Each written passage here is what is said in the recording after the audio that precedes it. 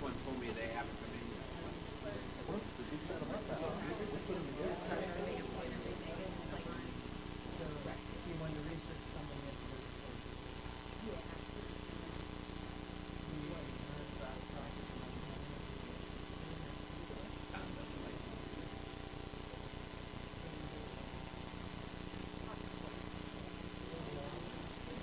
Really funny.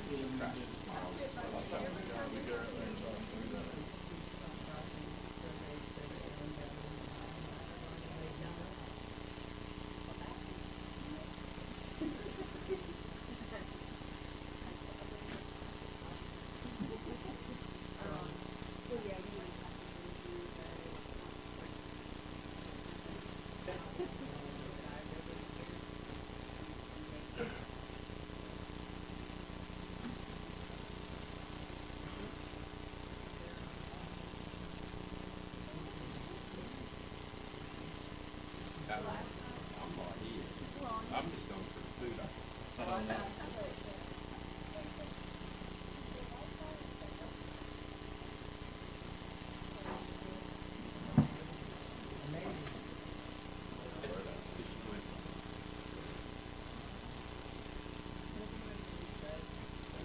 Well, I'm connected to it somehow.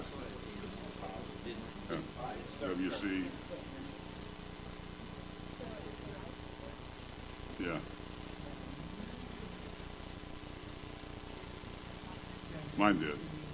The signal's not that great. There's no signal.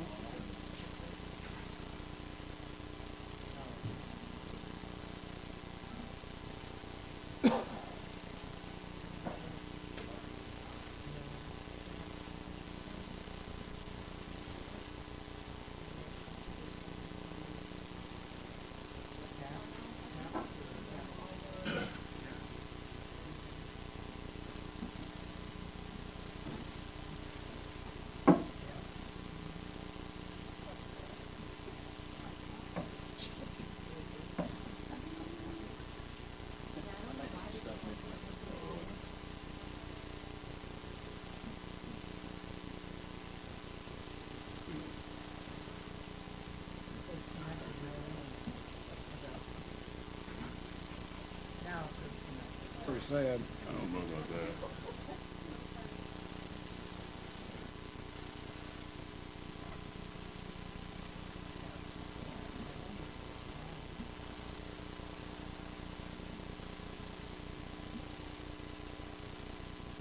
Karen, are we ready?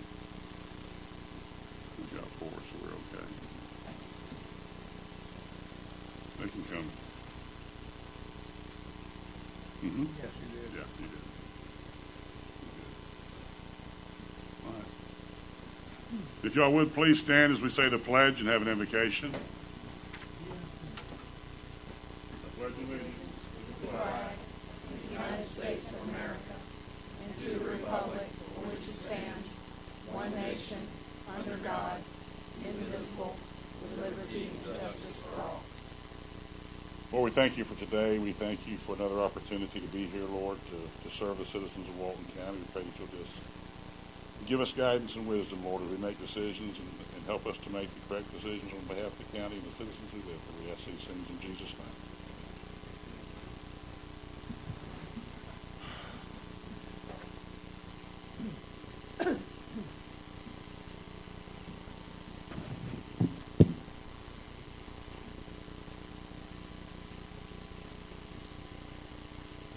Okay, we'll open the meeting, and the first item is, before we get to the minutes, if you would, just want to remind everybody, if you haven't done so already, go ahead and turn off your phone or silence them, try to minimize interruptions. I don't think we have to worry about it tonight, but just in case, we will have a 9 o'clock time certain end of the meeting.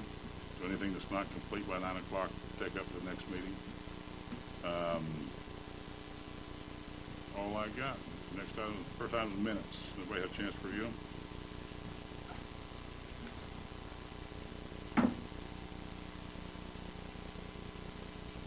Motion to approve. We have a motion. Do we have a second? Second. A motion and a second. Any discussion? All in favor say aye. Aye. Motion carries. Carpenter? Good afternoon, Commissioners. Matt Carpenter for the Planning Department, CARPENTER. We have two items, Mr. Chairman, that we're going to request continuance on. Item number 2, the Golf Garden large-scale amendment. We're requesting to continue that to April 11th, 2019, at 4 p.m. in this location at the very next scheduled Planning Commission meeting. And item number 7, the DeFrances abandonment. We request that to be continued to April 11th, 2019, Planning Commission meeting at 4 p.m. in this room. Can we take those both in one motion, Commissioners? Motion continue. Second. Got a motion and a second. Any discussion? All in favor say aye. Aye. Motion carries. Real quick, Mac. Karen, do we have a hard copy of the agenda that I can get?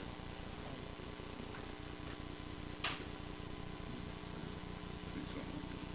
Thank you. Thank you. Okay, go ahead. Thank you, Mr. Chairman. The first item tonight is Christ the King Episcopal Church Education Building Number 2 Small Scale Amendment. This is a request approved by ordinance. It's been reviewed by Bob Barante, and I'll ask Bob to briefly introduce it for us.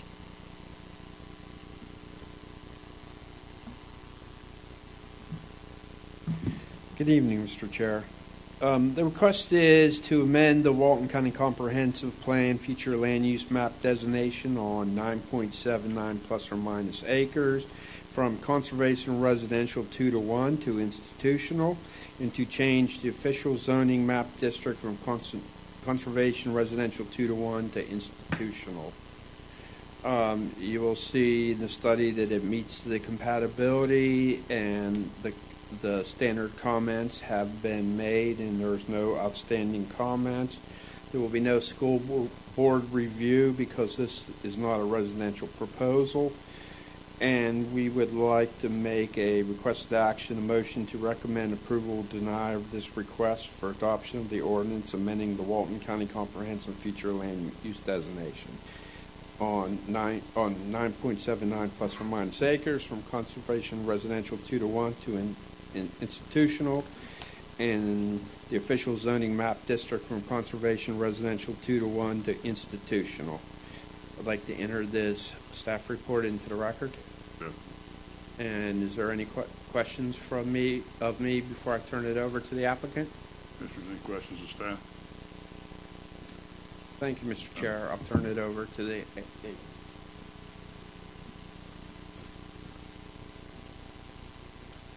Good evening. My name's Ed Stanford, S-T-A-N-F-O-R-D, with Core Consulting in Destin. Fairly simple. It looks like this parcel, the church actually owns two parcels next to each other. And on one parcel, they developed, for the most part, a church. And at some point in the past, that's the southern parcel, at some point in the past, the land use was changed to institutional, but the other parcel that they owned was not changed at that time. So to me, this is just a correction to the maps in order to get both of those properties that they own converted to and changed to institutional.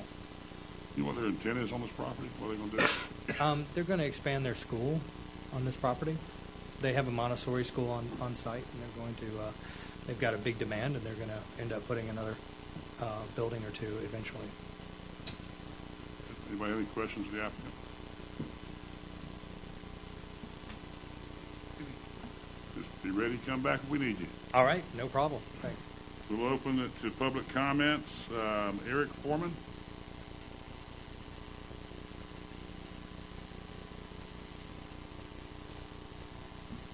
Hi, I'm Eric Foreman, F-O-R-M-A-N. My family owns property adjacent to this property, and we just want to say we're fully in support of this. That was way too simple, man. Here I was expecting a good argument tonight. Oh, come We'll on. have to wait. Anybody else? Okay, we'll go ahead and close public comments. Commissioners, what's your pleasure? Motion to approve. Second. We have a motion and a second. Any further discussion? All in favor say aye. Aye. Opposed? Motion carries. Thank y'all, appreciate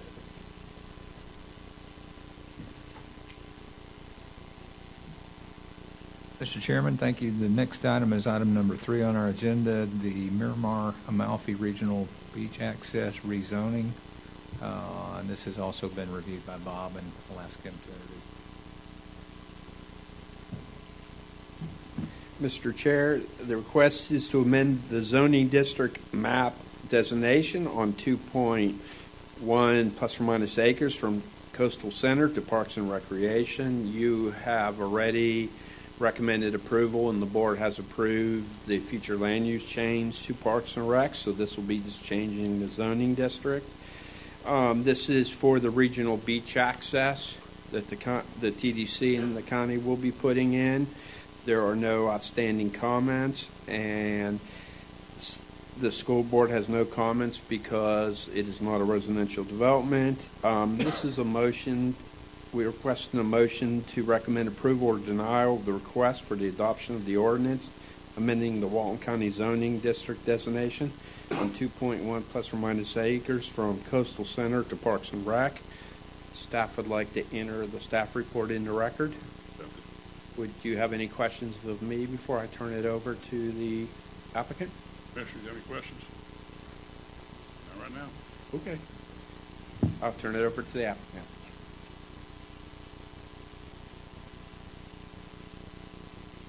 Good afternoon. I'm Josh Irvin, E-R-V-I-N. I'm here on behalf of the Walton County Tourist Development Council. I really don't have any more comments to add. As Bob indicated, this is a land use change that you guys approved, and I believe this is kind of just an administrative function that you're trying to clear up with the zoning as well. So I'll be glad to answer any questions relating to the project that you may have, but if you don't have any questions, I'll be here if you need me. Commissioners, any Yeah, questions? are they adding bathrooms or anything there? We do. We have plans for a bathhouse, surface level parking, and then a new pavilion and a dune walkover. How many parking spaces will be there? We've got about, I think there's 25, 26 or so parking spaces, 2 or 3 handicap. Timing-wise, when do you think y'all will actually work on this? We are in the process right now of attaining our FDEP CCCL permit. We're around 60 to 70% on our design, so it's our hope that we will get started with that project as soon as sea turtle nesting season concludes, which is the end of October. Very good. Anybody else have any questions? Would there be any golf cart parking here? There will be. There's going to be some parallel parking for golf carts. Anybody else? All right. Thank you all. Thank you. We had nobody sign up. Is there anybody who wishes to speak on this item? Okay, we'll close public comments. Commissioners?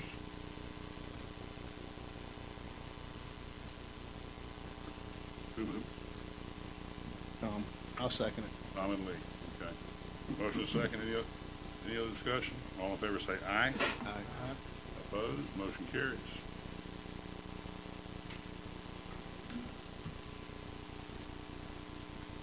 Thank you, Commissioners. That brings us to item number 4, Southeast Land Partners, LLC, small-scale amendment. It's a request to approve by ordinance. This is a small-scale amendment application and zoning amendment application that has been reviewed by Bob, and I'll ask Bob to review this one also.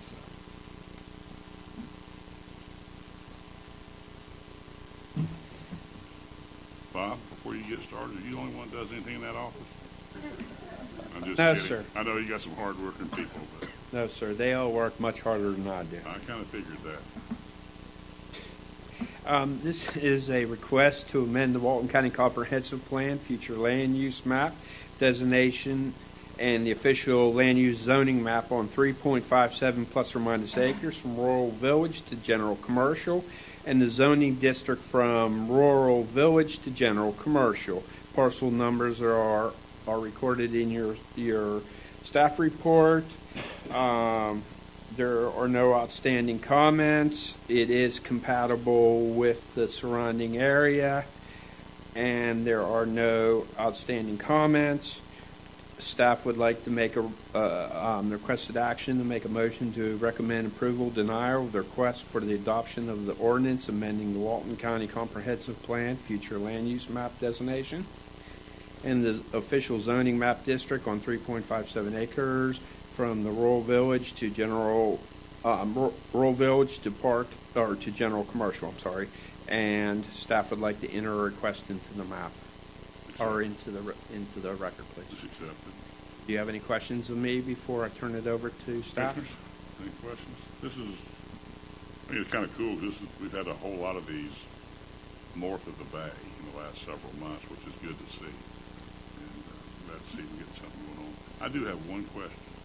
On every one of these staff reports, under the emergency management comment, it says the same thing. It says what evacuation zone it's in. Is there a reason that's the only thing?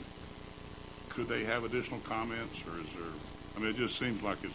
That's all I've ever gotten back since Right. I've been I mean, here. it just kind of seems almost like a waste of your time to have to contact them if they don't say anything. You know what evacuation zone is. They review which particular hurricane evacuation zone it's in, and depending on the scope of the proposed development, could possibly make a comment on the impact on hurricane evacuation times from that particular portion of the county. But this has typically been the standard comment. They certainly have the authority to make more comments, but if they have no objection to the scope of the development in that particular evacuation zone, that's the comment that we typically get. Yeah, I was just curious because that's all they ever say is what evacuation zone it's in. So. Okay.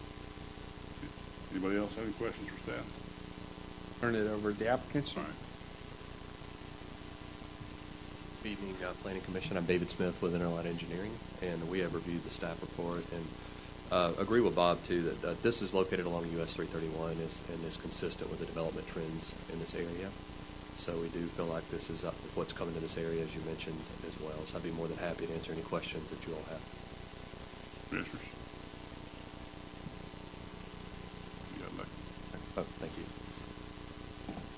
We'll open the public comments. We had nobody sign up. Is there anybody who wishes to speak on this item?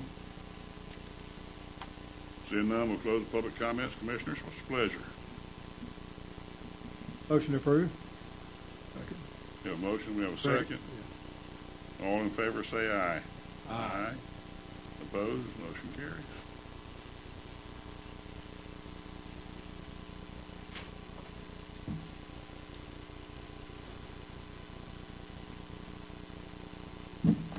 Thank you, Commissioners. The next item on our agenda is item number 5, the Foreman Developer Agreement. And this item and its companion large-scale amendment number 6 relate to the same parcels.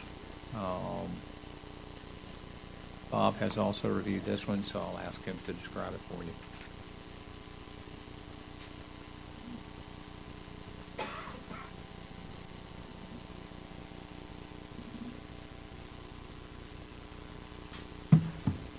Hello. This is the development agreement that's been negotiated so far with the county engineer, the development services director and manager, and the applicant, the foreman, and his addressing team. This basically will set some of the guidelines for what will be accepted in the Foreman Development large-scale amendment that you will see next.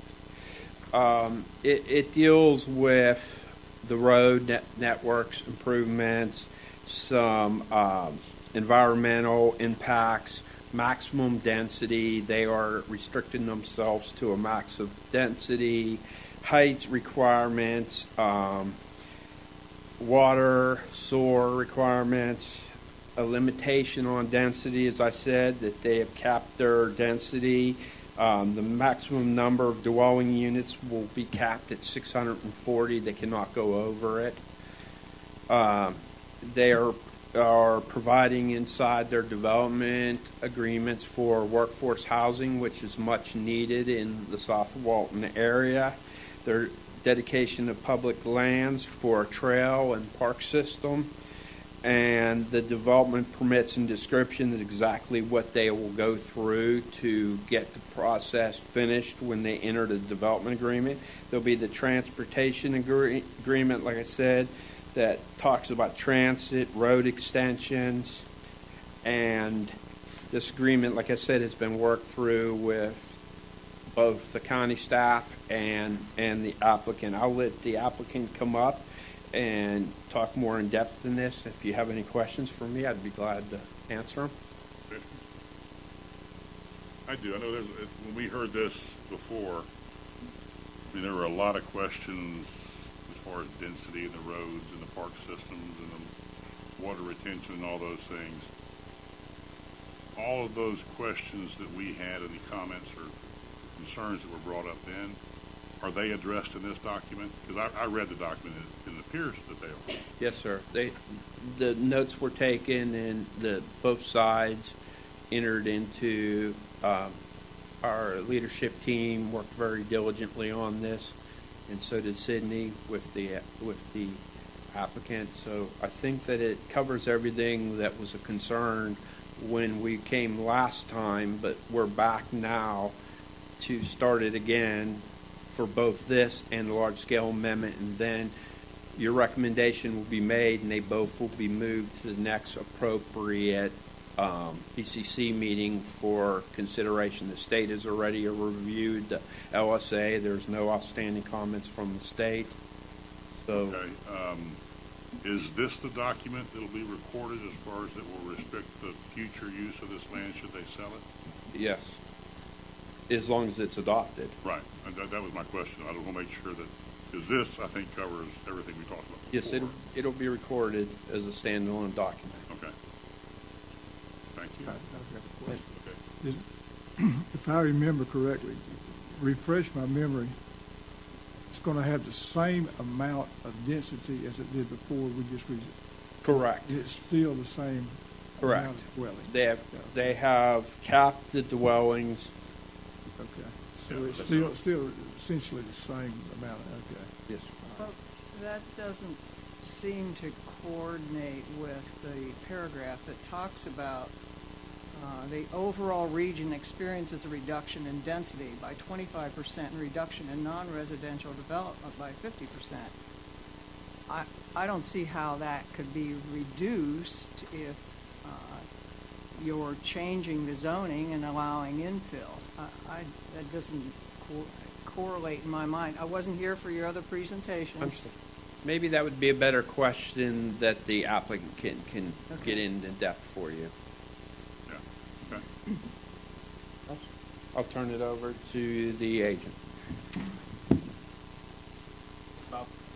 Scott Jenkins with Jenkins Engineering, representing the applicant, the Foreman Family Trust, who's here tonight also, in case you have any questions for them, and then Melissa Ward's here to answer questions about the development agreement. But as you guys know, this came before you a couple of months ago, and it had a draft developers agreement that basically listed all the items of concern that the board had, the public had, the county staff had, and the applicant had. And so this hearing is really just to kind of codify that, get it set in a document that can be recorded by the Board of County Commissioners. Now, your question, I think Melissa may be able to answer a little bit more, but I will tell you that as part of this entire property acquisition, when they put it all together, they traded some land with the state. Right. And the land that they traded with the state had a land use of village mixed use, which is the highest density. And so when they did that, that's what caused the reduction, basically. So that's to answer that question. Just to run through it really quickly, I think we've kind of hit the highlights of it already. But yes, the density currently on the majority of the property is conservation residential 2 units per acre. They are requesting low-density residential 2 units per acre, which is the same density. There's one infill parcel that's going to be changed, but that's still a reduction based on the removal of the other BNU parcels. If you guys have any questions, or if you have any questions of Melissa, I'll be happy to answer them for you. Commissioners?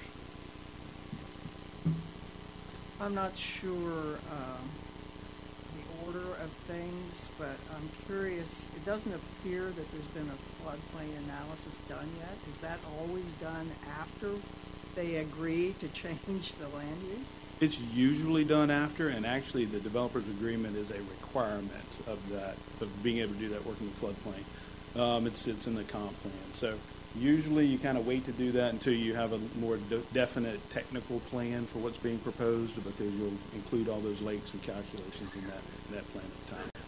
There's a statement about workforce housing saying that there's no place else in South Walton. And the data that I had for this meeting, I didn't see anything that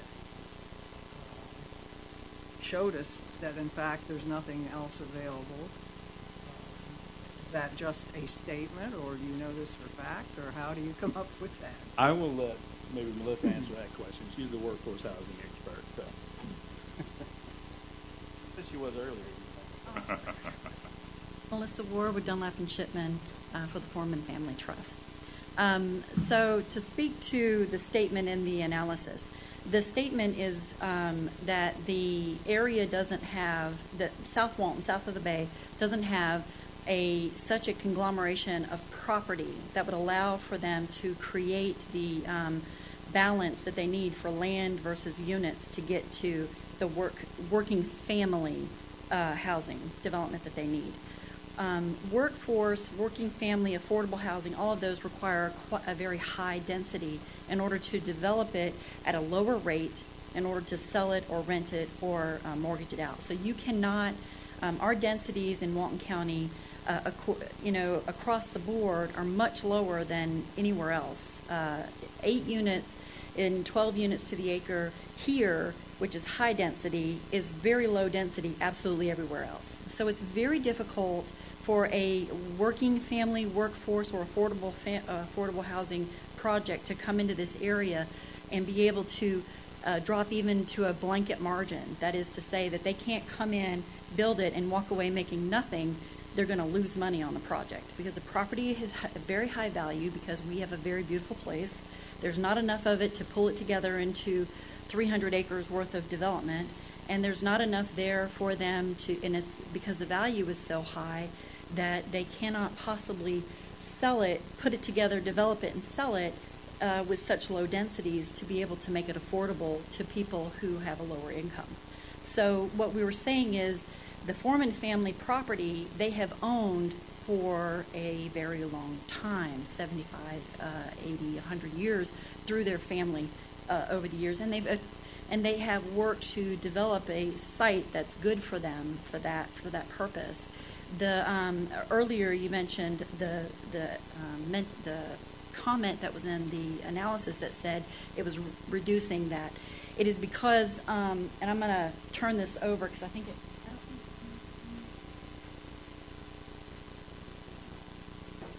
South of 98 in the region, they own some very nice pieces of property that were surrounded by development, had VMU as their land use category, and had a higher rate of development to the tune of 208 dwelling units and over 1 million square feet of commercial that they could have put in those separate parcels.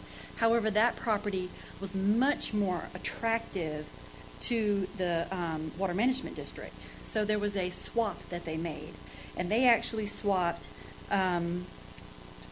40 acres for 30. They gave up 10 more acres to get the 30 that they're getting. And so the switch that they got was they gave up 208 dwelling units and over 1 million square feet of commercial use for 30 acres of zero. No residential and no commercial because conservation doesn't allow it. So that's part of our land use amendment here.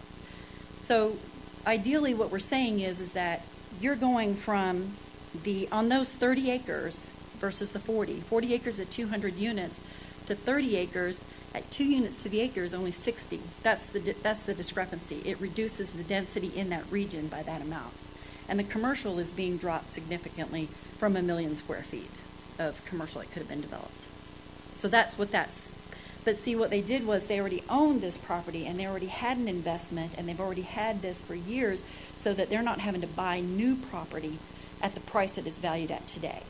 And that's the only reason that they're able, that's the reason why this site is prime to put in a lower costing home than your average homes in South Walton. Does that help?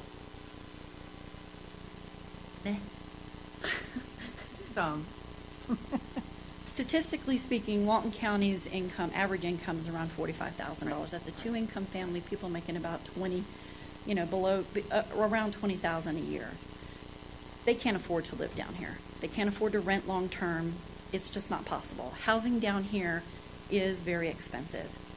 This development is meant for the people, it's meant to encourage the growth for the people who are the sheriff's office, work at the sheriff's office and the hospitals, and secretaries who work in the offices and in the county and elsewhere, so that they don't have to drive an hour or 45 minutes to get here every day. So that's the goal. Anybody else have any questions? Thank you, Melissa. We're going to open up public comments. Mr. Tricker?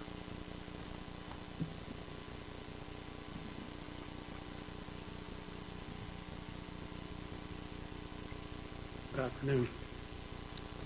I had a few questions on the developer agreement. I'll just step through them if that's okay. We'll just go through them, and then we'll have them, or someone staff come up and answer them for you, if you would. Sure. How much time do I have? About 3 minutes. How many questions you got? About 12. I'll go as fast as I can. Thank you. Okay, page 2, duration of the agreement is 10 years. What's the basis for that, I wonder? Okay. Sydney? Florida statute doesn't have a 10-year requirement. It says it can't be more than 30 years. And 10 years seems like a real short period of time. That's for the development, right? For this agreement expires after 10 years.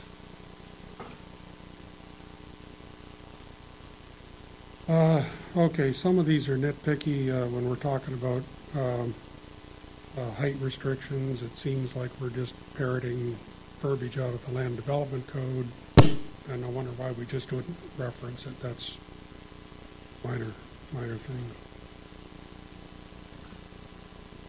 thing. Question on workforce housing, and it says here that the housing units are going to sell for equal or less than $250,000.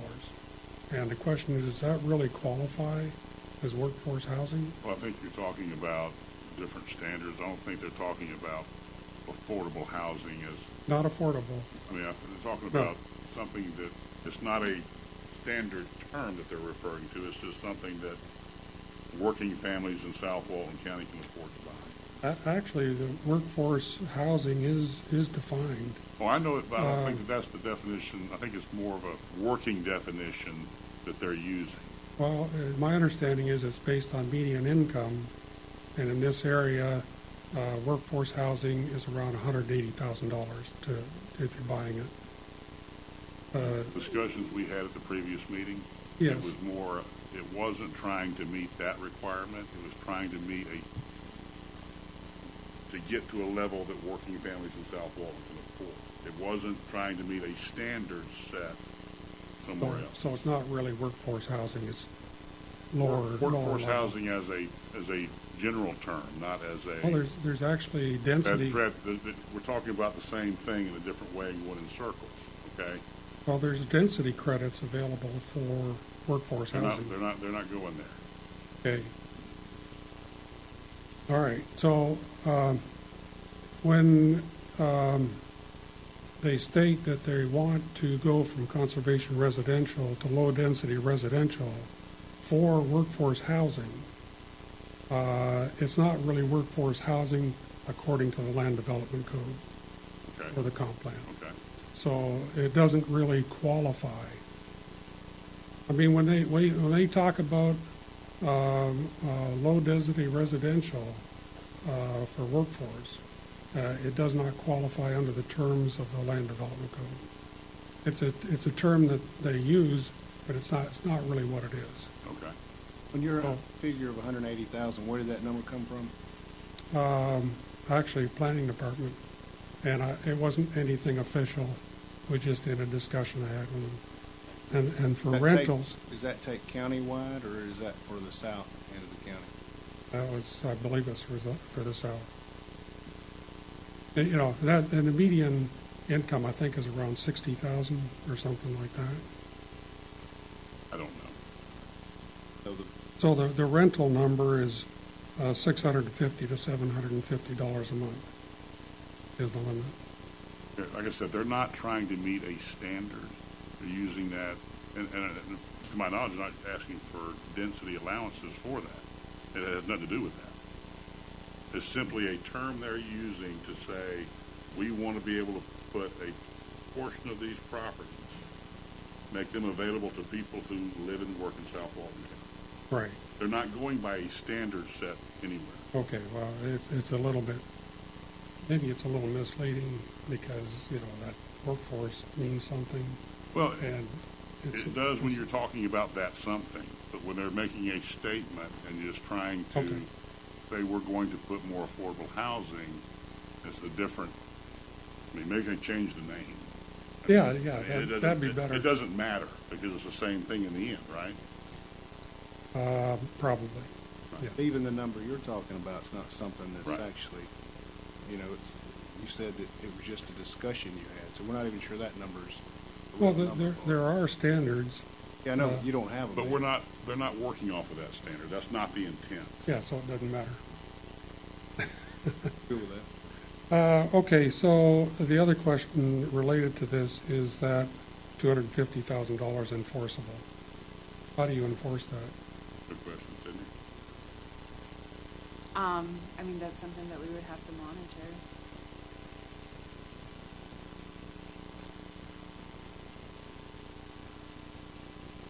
I mean, it's in there and they would have to abide by it. It's just a matter the county would have to monitor. And if they don't, if they can't, if they find out it cost them $350,000 to build what they want to build, Mr. Chairman, it's a condition of the land use change to have the developer agreement approved and recorded.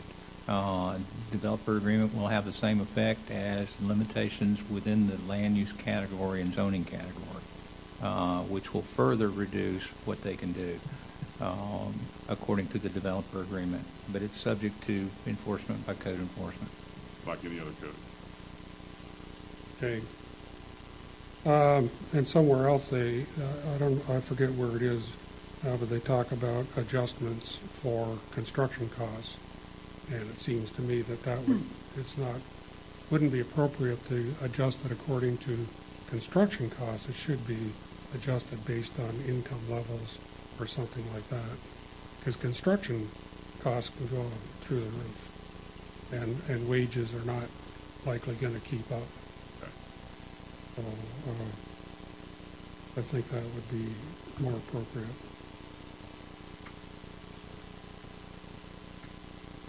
Oh yeah, it's in the next paragraph, talking about price and rent caps would be adjusted quarterly. Another nitpicky item here on page 6 under lakes. Developers shall apply for and use reasonable efforts to obtain the necessary state and federal permits. I don't think using a reasonable effort is what's required. They have to meet those requirements. They have to obtain those permits.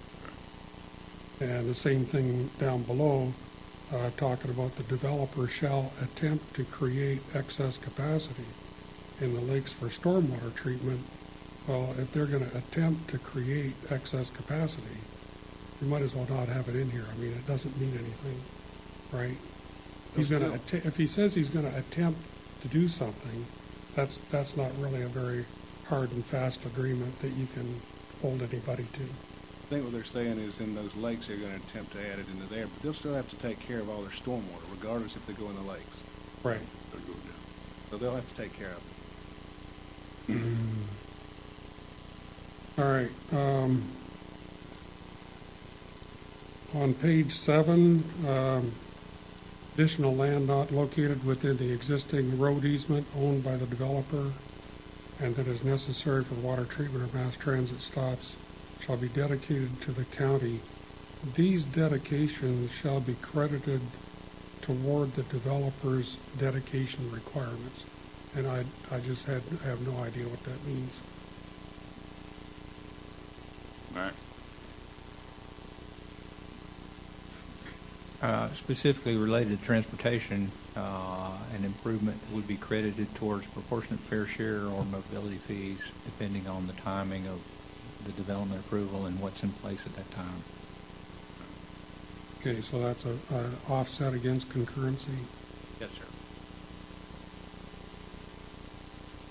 Okay, the next paragraph talking about construction of Veterans Road and in addition to Nellie Drive as an option. And I guess I could be wrong, but I thought we were going to develop both of those roads. Is that not correct?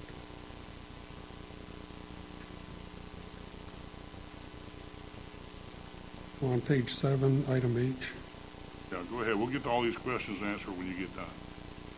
Okay.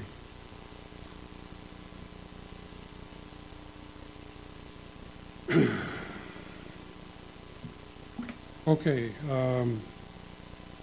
page 8, item 8, developer agrees to use reasonable efforts to transfer density out of the floodplain portions of the property. I think there's code requirements for that. I'm not sure what it means when we say we're going to use reasonable efforts because it's a requirement. They won't be relieved of any requirement. I understand that.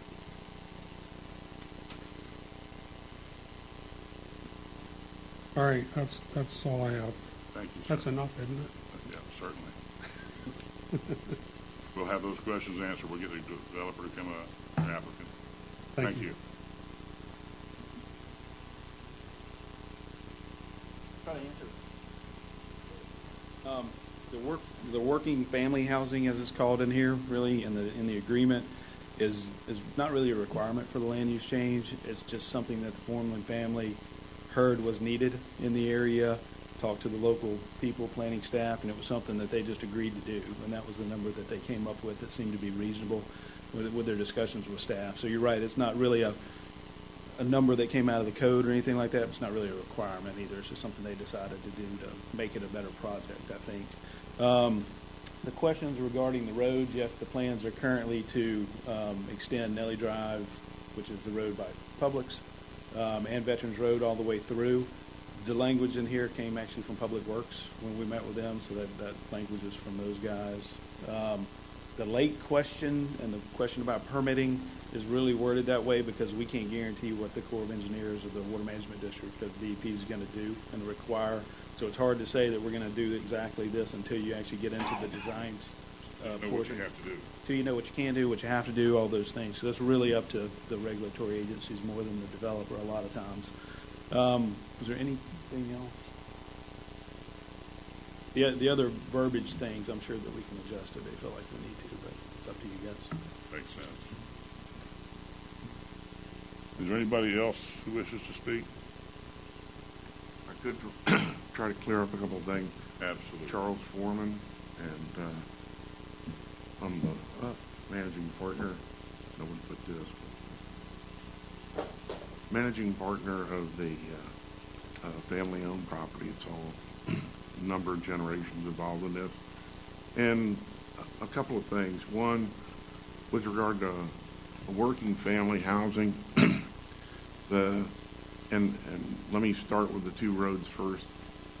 The county approached us in 2004-05. They wanted to extend Veterans Road, make a hard right turn, and then bring it out at Nellie on the north, okay? And we don't know back yet, from the road department where they're going to want or what exactly they're going to want to do with veterans.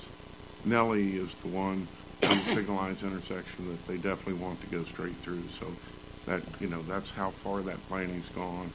The 250,000 number came in large part research I did.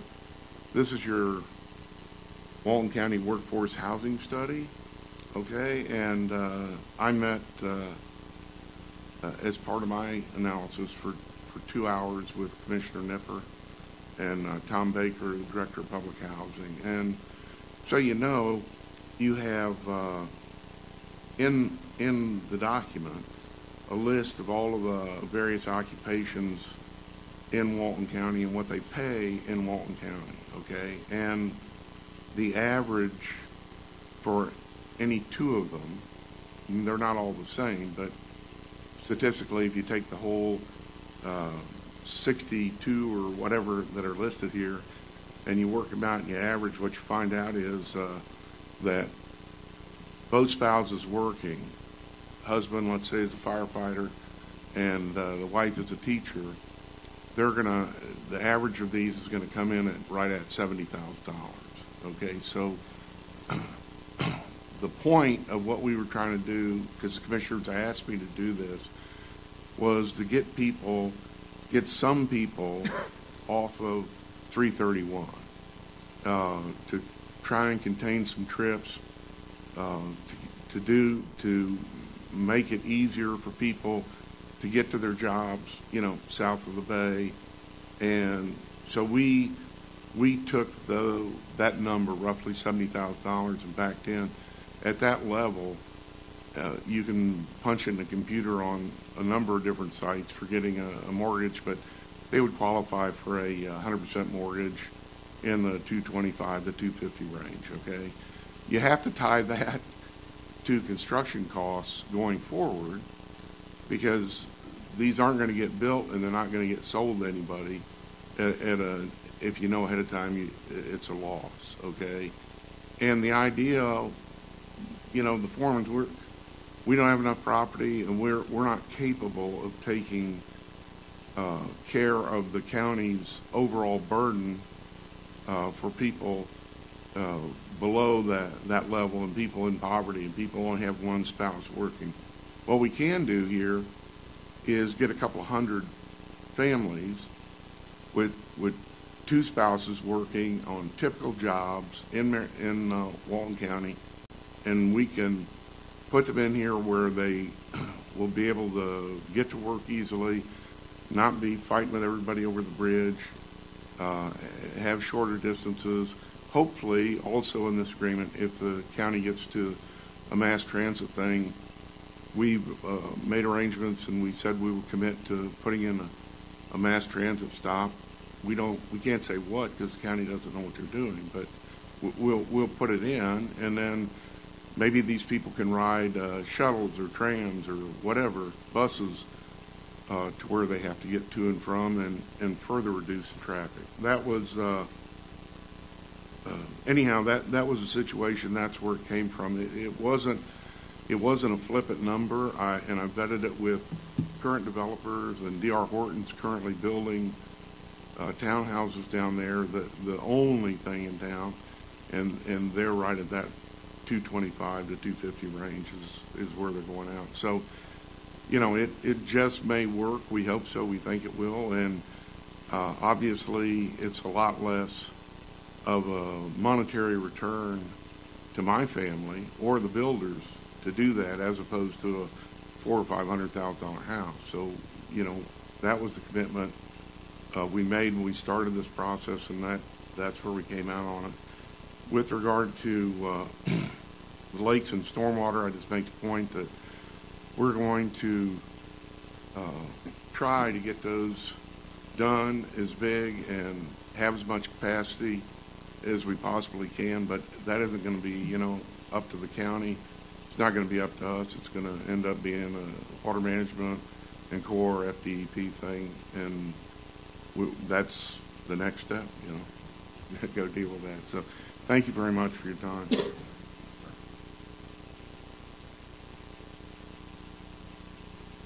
there anybody else who wishes to speak on this item? Seeing none, we'll close public comments. Commissioners, any discussion, comments? I do have some comments. I really feel a little uncomfortable with some of the wording in this agreement, and want to go back and find reasonable attempt. These seem to me too vague for an agreement that is going to allow someone to change your land use code. They ought to be held to it. What part are you talking about? Well, for example, on the lakes, just as Mr. Tricker had brought up, they attempt to create Well, they should be required to meet whatever the Corps or DEP requirement. Well, they will have to meet They'll whatever have to, they have, yeah. they will have to. They Well, then have to. why don't we state it that way before we send it to the commissioners? Mr. Foreman, go ahead, Max. The agreement, it indicates. Right. Yeah, those things, right. Sydney, can you answer that question as far as why it's worded the way it is? Well, as Scott mentioned, I mean, we don't know exactly what the state and federal agencies are going to permit. So that's. Well, but why don't you just say you'll require them to meet whatever the state requirements are, not attempt to meet? Have to meet it, but Why don't you just change the wording? Why don't you make it that way? What's the big, I don't understand. Sorry, the reason why in this particular case that we have a development agreement is because the comprehensive plan has a policy that says if you are seeking to increase density in the floodplain through a land use amendment, you're required a development agreement. They're really not increasing density, but they're still required the agreement, and we asked them to meet the intent of that policy anyway, and so they're going to be attempting to do something above and beyond or different than what those permits would normally permit them to do. They still have to get their permits, they still have to meet the requirements of those agencies, but the creation of these lakes and the using that of storage is going to be different. It's above and beyond what the requirement is. One of the reasons, like that. Yeah. Time ago,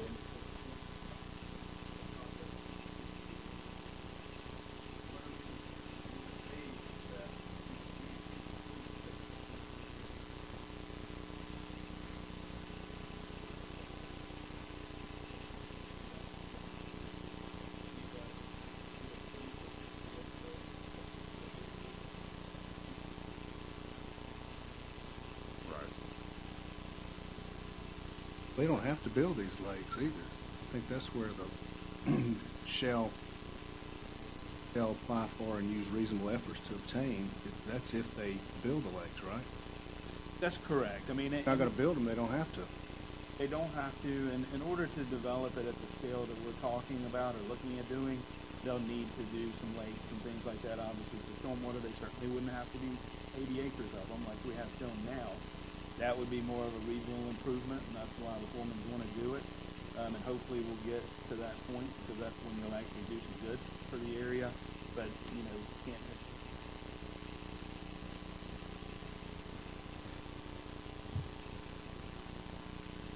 I was looking at some of my notes, and now I'm having difficulty finding them again, because I was looking on a bigger computer screen. I've got this little tablet, and I'm going through, but there is a section in here that said, and I don't understand what it means, the county shall restore the number of developable units in exchange for the creation and enhancement of wetlands, not to exceed the number of units provided for by the agreement. What does that mean?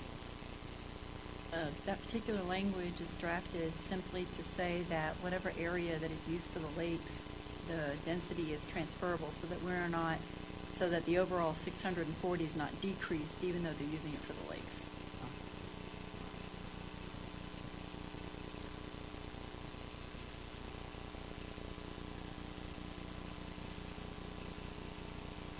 So on the credits that the developer gets for construction of these public roadways, trailways, and improvements, is there any formula, or how do you determine? I know there's a formula for what do they call it? The concurrency, but for the rest, it implies or it says that those costs can be used for other fees. Are there formulas for those also? There are, yes, ma'am. There's really two things, and I don't know if y'all want to. Traffic concurrency, and that's a pretty straightforward formula the county comes up with based on impacts to segments of roadways, and that's more for the road improvements. And then there's a 5% donation requirement anytime you do a plat, or either 6% payment into that. And that 5% is for recreational lands, things like the trails, the open areas that will be available for public use, parks. I think we have trailheads and a few things like that. So that's really that portion of the dedication. And that is based on the assessed value of the property. That's how that's calculated. I want to make something clear to the applicant and too, and that is that we can't grant a variance through a development order. So the development order process really works in the county's favor. It's really supposed to record what the developer is committing to the county. It's not really a trade on our part. So we don't trade. If our density requirement is 1 per 20, if you fill a floodplain, it stays that way. We can't grant a variance through a development order. So I want to make sure that our development agreement is really clear there. And you guys weren't thinking that.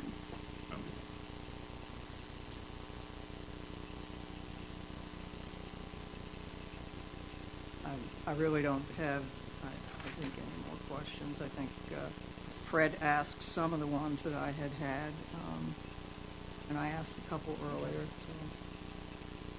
So I'm not sure I'm totally comfortable with it, but and I may abstain because I'm not. But you tried to answer. I Right. cannot. No, you can't abstain, but you obviously could vote against the project. The other question that Mr. Tricker had was the length the agreement is in place, whether it be 10 years or whatever. It says 10 years. So can that be extended? Is that Yeah, so Mr. Tricker 10 was years a right. reasonable amount of time? It could be up to 30 years. Is there a reason no. for 10 years? Yeah, Melissa, do you want to address the 10 years? Yeah, the number was, we actually assumed that the county would not want the development agreement to extend to the full 30 years. There is nothing that I'm aware of that the applicant has any objection to a 30-year agreement. It allows them a lot more time to be able to continue out the development plan that they're seeking. The idea is that we would like Same restrictions for 30 years? Well, no, I think the idea is that we would like this project to come forward quickly. Well, that's why we did 10 years. Right. 5 years is unreasonable. 10 years is, 20 years may be too long for the county to accept. Let me ask this question then, because when you get to 10 years and it's not fully developed, what then do you do? I mean, if this agreement expires, what happens? The biggest part of this agreement is allowing us to move forward with the development order. Once the PUD and anything else that would give us the rights on the property is approved, then the developer then would be able to continue to work on it. If they continue to work on it in good faith, the development order continues, and everything that's in this is in that PUD It's in or in that that document, PUD and it document. continues to move on. So it's adopted and continues. Right. It's in the next step, and that It's- goes on forever. and they Okay, can- that was my question, so. Right. And if the DO expires, they got to go back through the whole process again. Yes, they do. Okay. I think we do need to add a commencement date, though, or they're seeking the development order, or maybe even achieving the development order. I agree with that. Is that something that you guys can agree to, a commencement date? Them.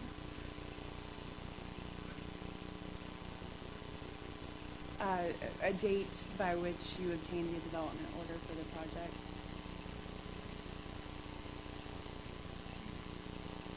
Just a date, or are we talking about?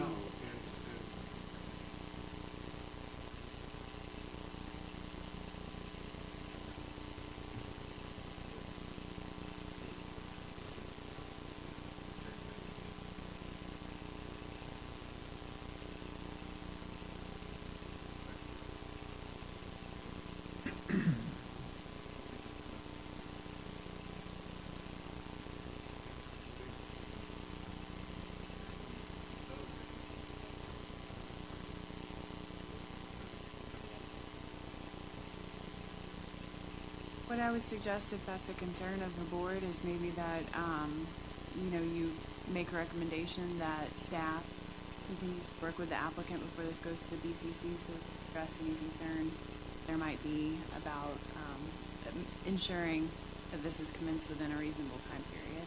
And I'm sure we can address that. Are you worried about this development agreement expiring? Well, no, I think what we're worried about is that, that it'll expire and they haven't begun the process. Why can't you make it start from the time the development order is issued? It's going to automatically, I when mean, it's recorded, it could it expire automatically. 10 years from when it's issued. It'll expire 10 years from the date that the development agreement is signed and recorded. What we don't want, I'm assuming what the county does not want, is for the applicant to wait till, that it's expired to apply for any development permits. What we can do is to be very fair, it depends on what your commencement date is. If the question is specifically, you have to have your PUD approved within 1 year of the date of this issuance of this DO, of this thing, we couldn't do that because we don't know what DEP is going to do in the Corps, and there's a lot of involvement. If it's something that says, if we can negotiate a time frame to do that, but it depends on the date that the county is thinking of. Is there a rule that says it can't start, 10 years start from the time of development order? No. Well, the development, once this is, if the board signs this and records it, it's effective. Can there And be a condition in that developer's agreement that says the time period will begin upon the issuance of a development order? I don't believe that statutorily that's a fact. I don't think you Right. can do that. No. Mr. Chairman, I think the intent here is to provide the development agreement to solidify the land use approval and provide them 10 years to obtain that list of either development orders or permits or other approvals that are listed on page 6 of 9. And once they achieve those, as long as they're continuing in good faith, they can take as long as it takes. But the 10-year period is for them to get these additional permits to actually develop the property. That makes sense to me because whenever everything's obtained, all of this will be contained It in will those be documents. satisfied by those permits and Right. development orders. It does not have to So be built out in 10 years. this language will be contained in whatever they move forward with. Yes, sir. And that's what's important. So I guess if we need to clear up any language to make sure that intent is clear, we can easily do that before we go to the Board of County Okay, Commissioners. that would seem to be a pretty easy fit. Okay, so you're not proposing a specific time tonight? Okay. No. Can I just make a comment to that, if I may? When we started this, there was no zoning.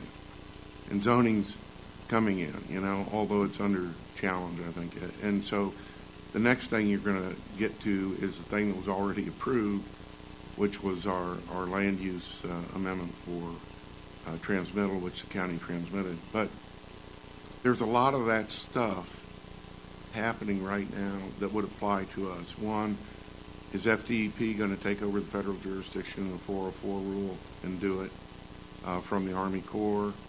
The legislature's told them to do it. They haven't yet. I can't crystal ball that. You were asking about credits for some of these things and what are they going to get credits against and for? Well, staff talked with us, and I think they have a very good idea. Several other counties have done. They've gone to a completely new system called mobility fees. So I originally wrote this and put we'd get credit on our mobility fees, but those don't exist, and your traffic and currency. So a number of things are happening right now that haven't happened, that are in progress, and really we can't finish until they're interdependent variables. We cannot finish until some of those other things get finished, and DEP tells us, yeah, it's a go for the lakes. We'd like to build all those lakes and build the big lakes. They may say, you can't. You can build a third of those or a half. We don't know. But we want to try to do it. So anyhow, that was the point. Thank you very much.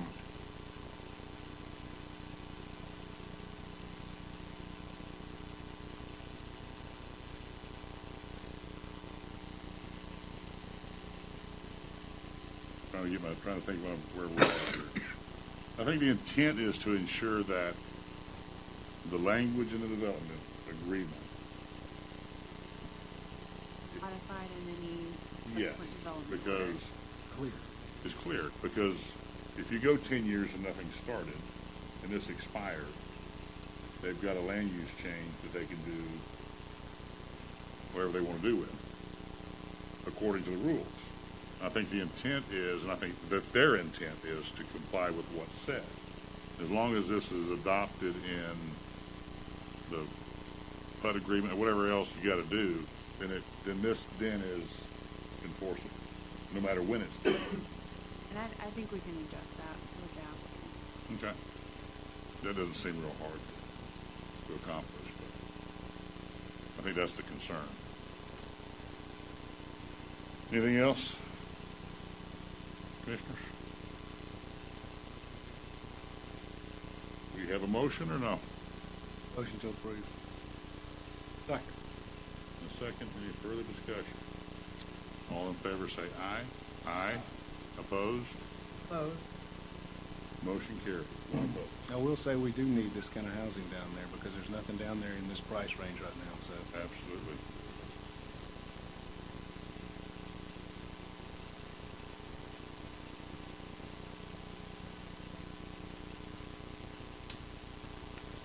Number 6.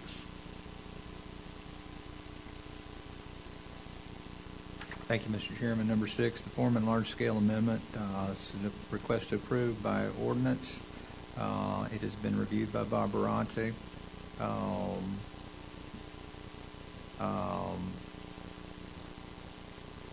let Bob briefly introduce it.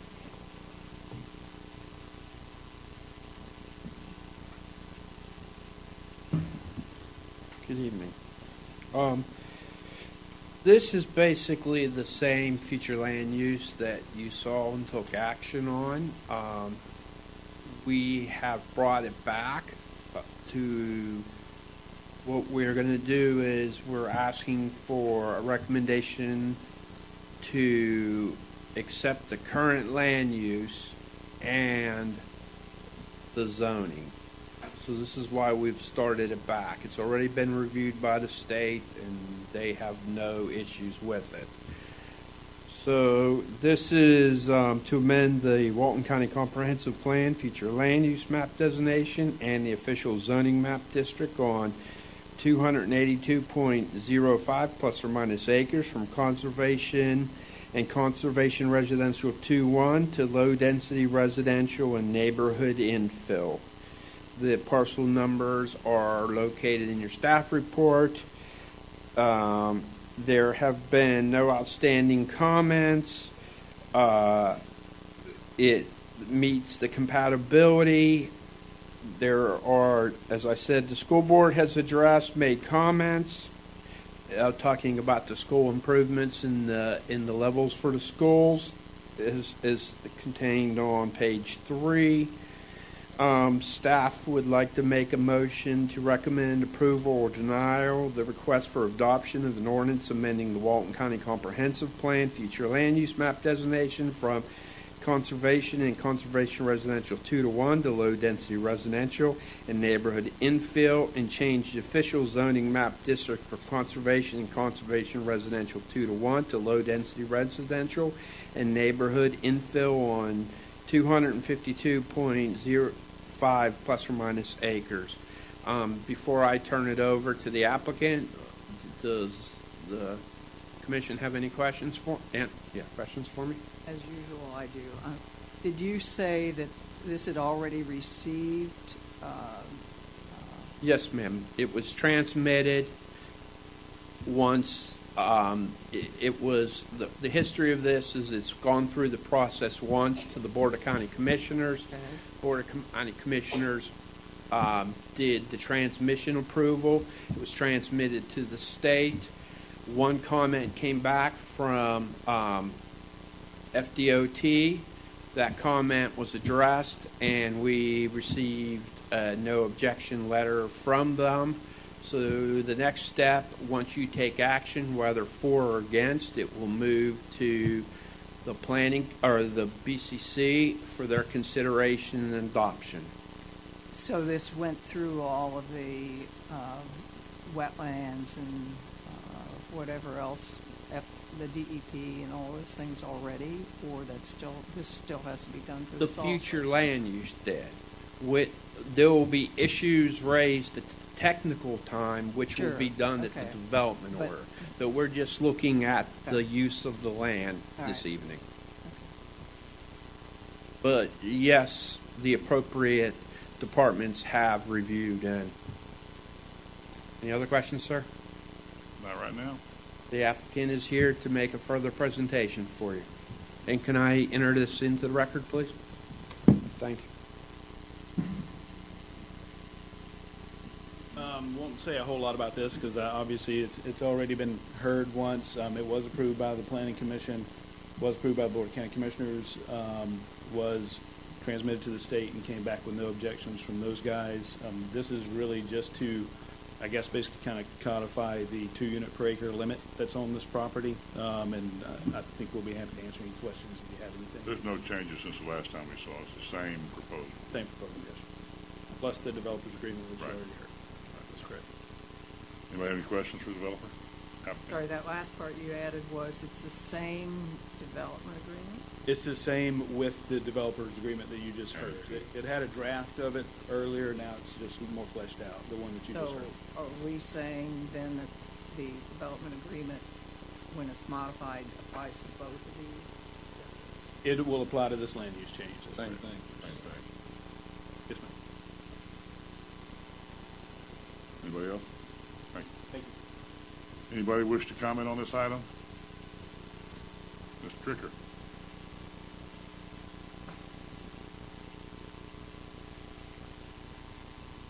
Thank you. I won't repeat the issues I brought up the last time. Thank you. But I did have, there's something has changed in Walton County with respect to water quality. The Harper report has come out. There's a lot of concern about stormwater. So that was a concern before. It's a bigger concern right now. And this development, obviously they haven't done the engineering yet. They don't know what it's going to look like. I don't think they really know what kind of density they can really put on the land. I don't know how many housing units the land will support. So, it's a serious concern. It's more serious now than it was before because of the activity around Choctawhatchee Bay. So I did have one question, and I think I asked this the last time. Is this considered a closed basin or an open basin? I think it's an open basin. You want to answer that? It would be considered open. Okay. And in conveying the water to the bay, does it use mosquito ditches? There are mosquito ditches in the area. I don't know that it will use mosquito conditions to convey. Okay. All right.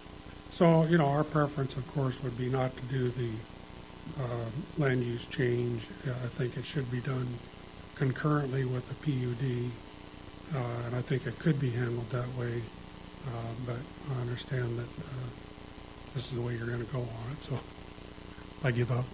Never But, seen it done concurrent, so.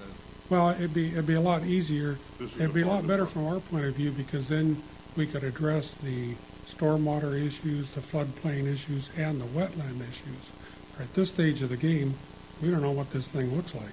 Yeah, but And they they're- don't want to go through the expense of having all that work done and then not get a land use. They're going to get the land use change if they do all the things, No, that- that's just if part they of the meet all the process. requirements.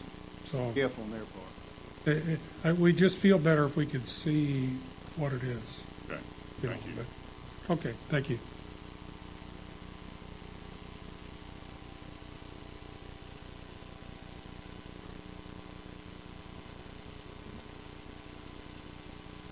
Charles Forum, if I just take a second. One thing has not been resolved. Scott talked about it, but whether it's an open or closed basin, because I don't know if you're aware, but there was a new rule on that at the federal level, and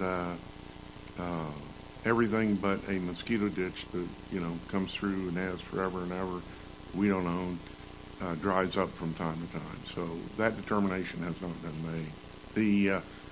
The other thing is, though, from a water quality standpoint, I mentioned last time we were before you, but my family actually operates on state charter a drainage and flood control district in South Florida, and that's my nephew Eric, who's up earlier, is one of the 3 board members, and that's what we do is make sure that on property that's low and flat and this kind of a floodplain that the water quality and also the flood control are taken care of. And that, you know, is our intent. It's a mathematic formula based on the actual rain events and things you're going to deal with. And I don't want to really get into that, but we will move forward. We will put that together. In the agreement, as it sets out, there's a whole list of things. One, you know, we're going to have to come back for the PUD, go through the PUD process. We're going to have to go through the development process. We're going to get bounced from here to the agency and back when they make changes. You know how that works, and it takes a while, and we don't know where it's all going to end up. A developer agreement is normally done at the end when you're ready to go and everything's done. You know, your code stuck it on the front end of this one, and we're doing the best we can. You know, it's hard now to predict everything, where we're going to be 3-5 years from now. Thank you. Thank you, sir. Anybody else wish to speak? Close public comments, commissioners.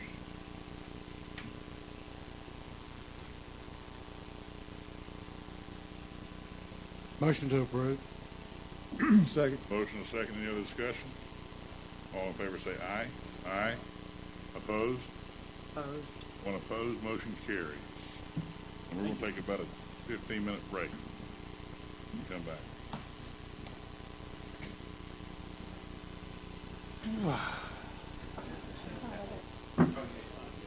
Karen, are you ready now? I don't know. For a while, Yeah, we'll go ahead and call the meeting back to order. Mac? Thank you, Mr. Chairman. One thing that I missed during the announcements that Kristen just reminded me of, we talked in previous months about the Planning Commissioner training that will be held in conjunction with the Florida chapter of the American Planning Association annual conference that will be held in September at Sandestin. The actual date for that Planning Commission training has been scheduled as September 10th. And it's essentially an all-day training session. And the county will be providing for your participation if you're available to participate, and we strongly encourage everyone to make some time available to go through this very important and informative training. And it's the opportunity to get it here in Walton County without having to spend thousands of dollars to go to some other location where it's held in your previous years or in future years. I think the last time we had the conference in Walton County at Sandestin was some 20 years ago. We're hoping it won't be 20 years from this year before we have another one, but we don't know. Board members may have changed by then. Well, some of us do get a year older every year, and I now get a year younger. Well, Mac, I appreciate that. I hope everybody Please make note of that particular date. Karen, can you send us out an email? What time will it start? It's probably going to be somewhere in the 8 o'clock time frame, and it's tentatively scheduled for an all-day session. So we're going to cram as much in as we can. If you'll just send us something out. Yes, we will. I just wanted to go ahead and mention that. Kristen I'm talking about reminded this me. in the near future. That way we can go ahead and I have something to remind me. Put it down somewhere where I won't forget. I'll forget. Thank you. The next portion of our meeting is quasi-judicial. We have 2 projects to consider tonight. Anyone who anticipates testifying on any of the remaining items, if you would stand at this time to be sworn in. Do you swear or affirm that the testimony you will provide to this board will be the truth? I do. First item on our agenda tonight under the QJ section is number 8, Southeast Storage. It's been reviewed by Bob Durante. It's a request for final order. And I'll let Bob introduce this since this is Bob's show tonight.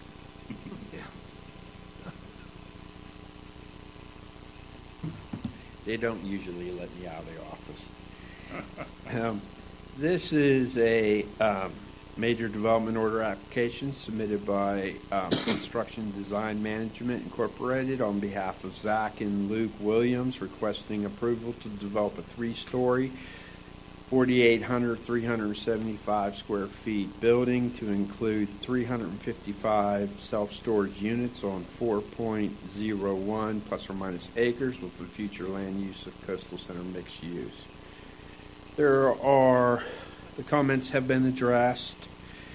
It's been moved to you for your consideration. There are the traditional conditions of approval, including all fees due or paid. We are asking you to either approve or recommend, or approve or deny the development order to move to the Board of County Commissioners. And I'd like to enter this staff report into the record. Are there any questions for me before I turn it over? Commissioners? You got it.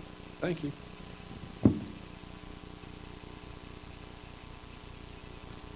Hello, my name is Tanya Nation. I'm with AvCon. I'm the agent for the applicant, and the applicant is also here, John Williams here, and we're here to answer any questions that you may have. We did bring a site plan if you have any particular questions.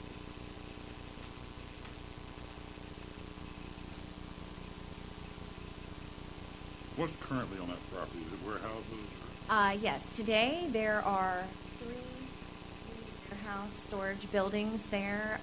It's a gravel parking lot. And so this application will be to improve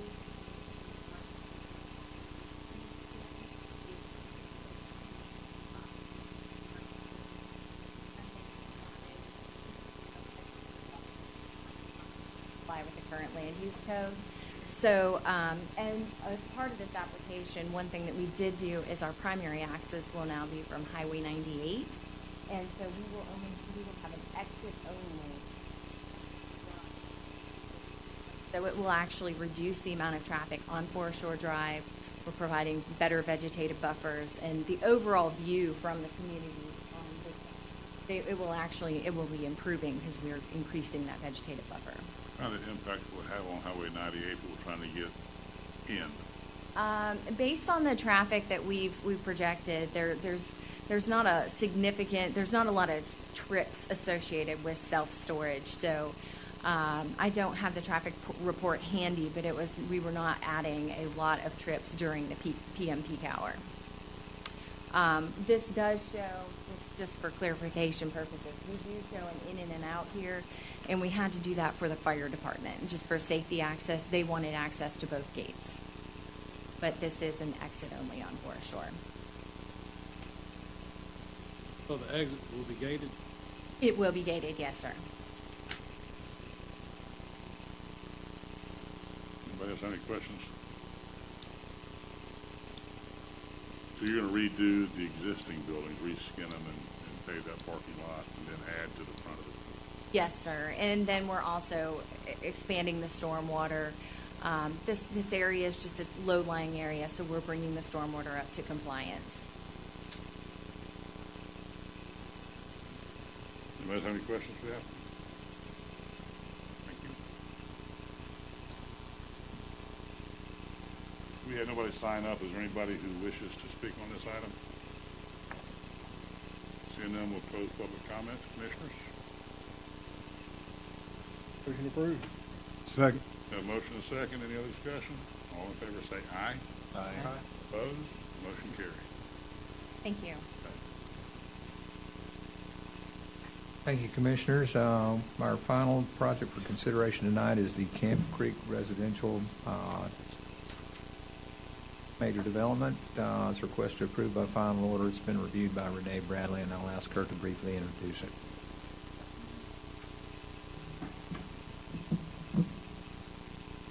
Good evening, Commissioner.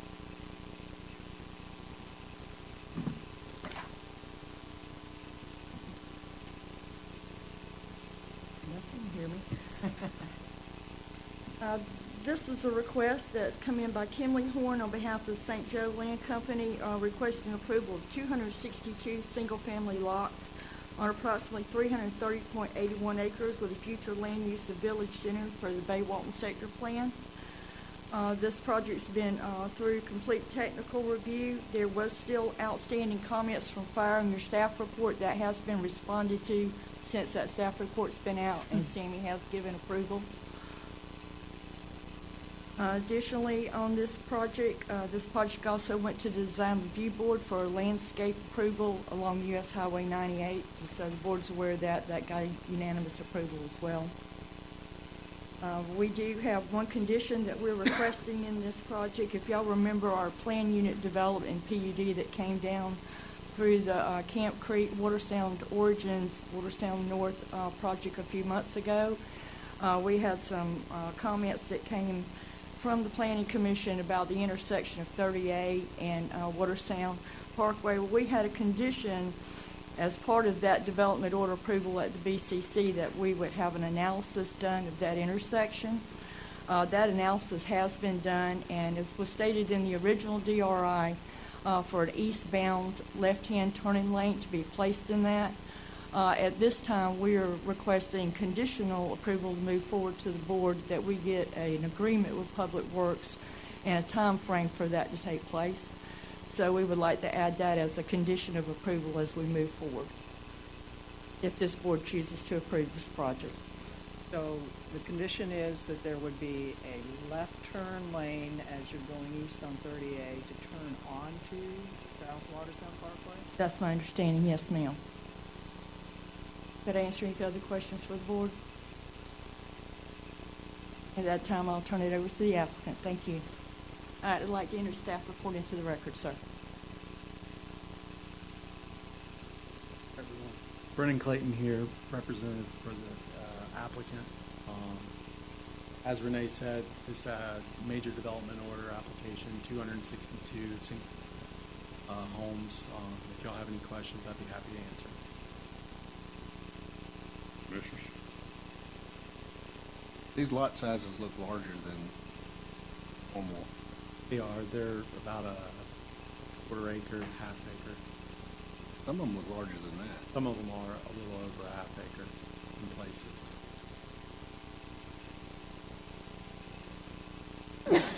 Anybody else? You know price range at this point? I do not. Curious. That's what the market might accept. I feel a little premature.